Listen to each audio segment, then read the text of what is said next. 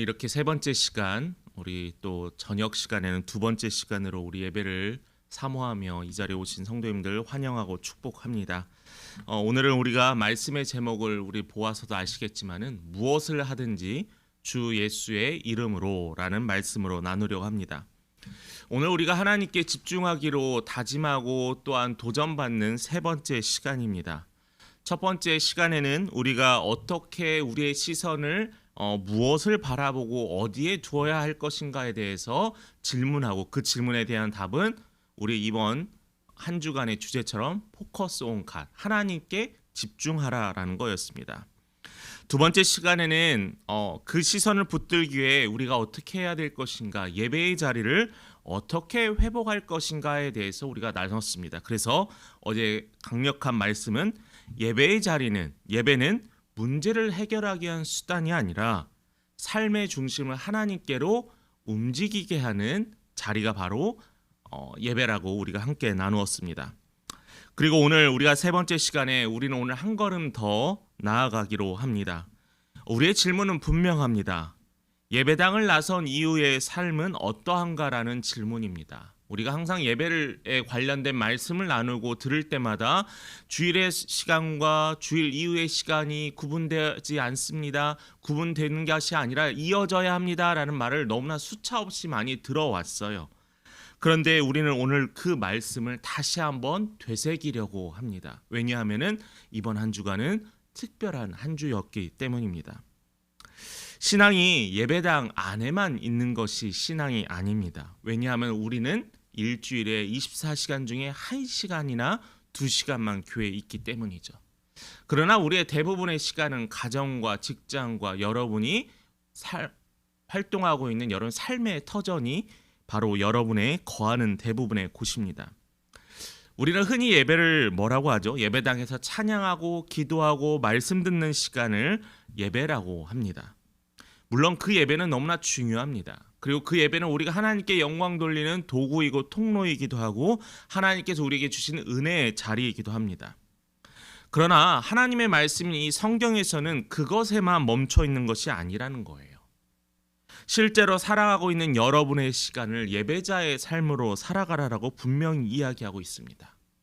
집에서 보내는 시간, 직장에서 일하는 시간, 가정 안에서 가족들과 오가는 말들, 또한 사랑과의 관계에서 쌓여지는 이 해묵은 감정들, 그 모든 것이 우리의 삶을 이루고 있는데 이것을 우리는 하나님께 거룩하게 올려드리는 예배의 모습으로 살아야 한다는 것을 분명히 이야기하죠. 오늘 본문에서는 골로새서 3장에서 바울은 이 질문에 대해서 분명한 대답을 해줍니다.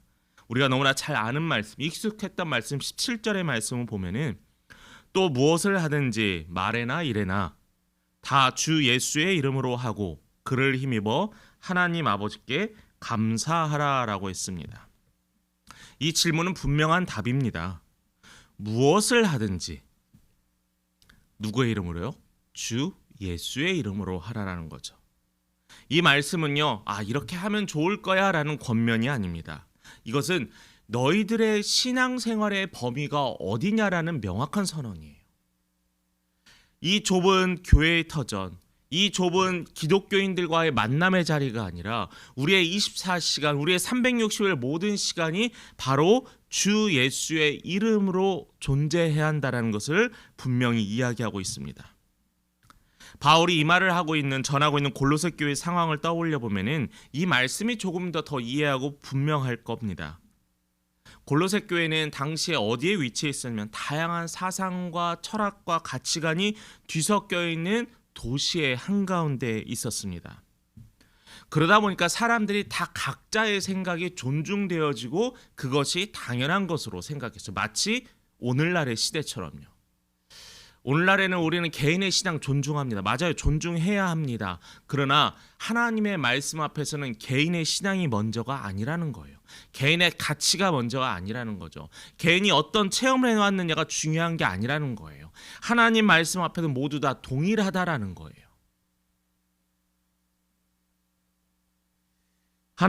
우리는 특별히 내가 뭘 잘해서 하나님의 사람이 된 건 아닙니다.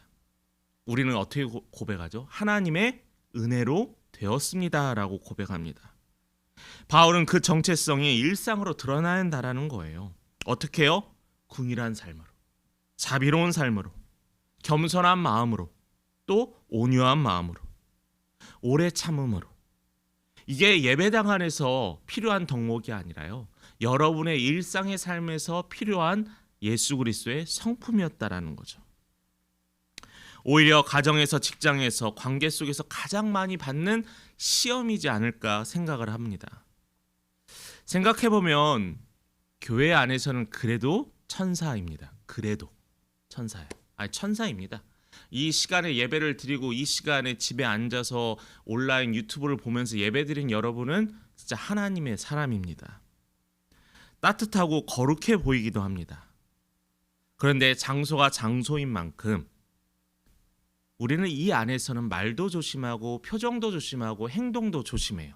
그러나 집에 돌아가면 어떠죠? 가장 가까운 사람이 나의 감정에 쏟아붓는 대상이 될 수도 있습니다. 날카로운 말도 던져요. 직장에선 즉각적인 누가 나의 공격하면 바로 반응합니다. 바울은 뭐라고 했냐면 골로새 교회 성도들은 너희들이 그 자리가 예배의 자리라라는 거예요.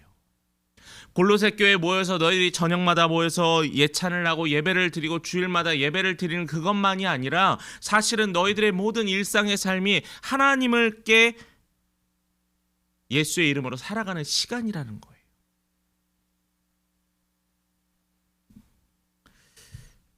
제가 초등학교를 사립초등학교를 나왔습니다. 사립초등학교 당시에 초등학교 이제 국민학교는 등록금을 안 내고 다녔는데 그래서 전라북도에서 유일하게 있는 한 사립초등학교에 정말 은혜로 들어가게 됐습니다. 근데 거기 가면은 교복을 입었어요. 노란색 교복. 그때는 초등학생이어도 창피한지 몰랐는데 이제 6학년 되니까 창피한 게 좀 느껴지더라고요. 그런데 교복을 입으면은 뿌듯했습니다. 주변에서 저희 학교 학생들을 병아리가 따로 놀려도 뿌듯했어요. 왜냐하면은 전라북도에서 유일하게 있는 사립 초등학교였어요. 맞습니다. 이 옷 하나가 나의 마음을 바꿔요. 자, 그런데 여러분들은 예수의 이름이라는 거룩한 옷을 입고 있다라는 거예요. 예수의 이름으로 여러분의 마음과 생각이 예수께 집중되고 있다라는 거예요. 그렇다면 우리는 어떻게 해야 돼요? 좀 뭔가 달라야 하지 않을까요? 뭔가 좀 변화되어야 하지 않을까요? 이게 바로 성숙에 이르는 길이고 이게 바로 하나님께 우리의 삶의 방향을 조금씩 하나님을 바라보는 시선의 변화라고 하면은 명확해질 수 있다라는 겁니다. 바울은 뿐만 아니라 관계의 문제에서도 더 깊이 다뤄요. 서로 용납해라, 서로 용서해라, 그리고 그 모든 것을 사랑으로 덮어라 라고 이야기합니다. 예배는 혼자 드릴 수 있는 것 같지만 실제로는 이 관계에서 이 예배가 드려집니다. 여러분 마음 불편한 예배가 잘 드려지세요? 안 돼요. 교회 오는 가운데 운전하면서 남편과 아내가 다툽니다. 이 예배가 은혜의 자리가 될까요? 절대 그렇지 않습니다. 불편합니다. 저도 말씀 전하기 전에 가족과 좀 트러블이 생기면은 이 말씀 안에 서는데도 계속 불편해요. 그래서 저는 하나님 오늘 예배를 위해서 회복하게 해주세요. 뭘 기도하지 않아요. 하나님 제가 용서하게 해줘. 제가 저의 잘못을 용서해달라고 그 기도를 합니다. 맞아요. 관계가 회복되지 않으면 예배는요 그냥 형식적인 절차예요. 일어났다 앉았다 찬양하고 그냥 듣고 그냥 가는 그 형식이 아니라 관계가 회복돼야지 하나님과의 관계가 회복되고 또한 우리 가족과의 관계가 회복돼야지 하나님께 온전한 예배를 드릴 수 있다라는 겁니다. 그러면서 15절에서 이렇게 이야기합니다. 제가 읽겠습니다.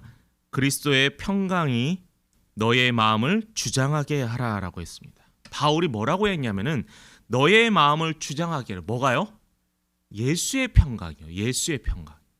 세상이 주는 나의 마음의 안락과 평안이 아니라 그리스도의 평강이라는 거예요. 저는 여기서 주장하다라는 말에 조금 더 집중했으면 좋겠습니다. 주장을 누가 하나요?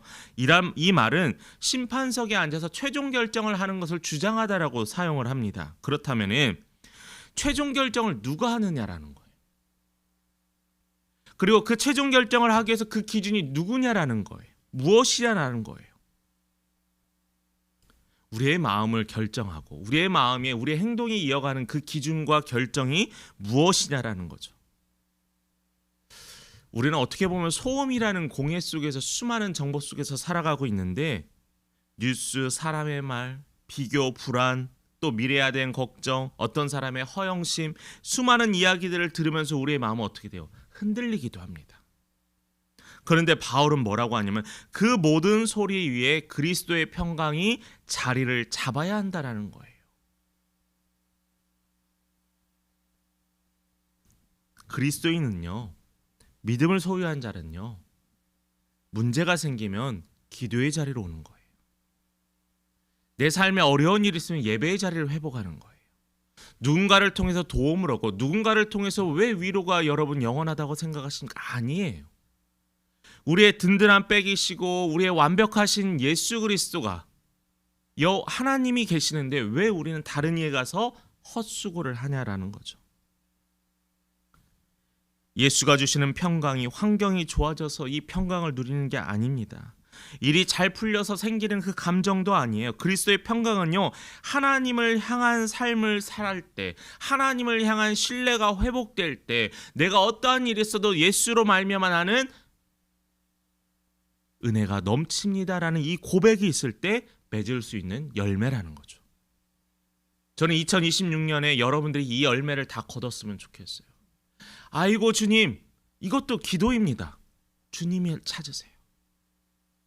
누군가에게 찾으려고 애쓰려 하지 마시고 가장 명강사이시고 탁월하신 창조주이신 하나님을 찾으면서 여러분 그 답을 여러분 찾으시기를 간절히 소망합니다. 또한 16절의 말씀에 또 하나의 이야기가 있습니다. 그리스도의 말씀이 너희 속에 풍성히 거하여라고 합니다. 자, 우리 안에 뭐가 풍성히 거하래요? 그리스도의 말씀이라고 했습니다.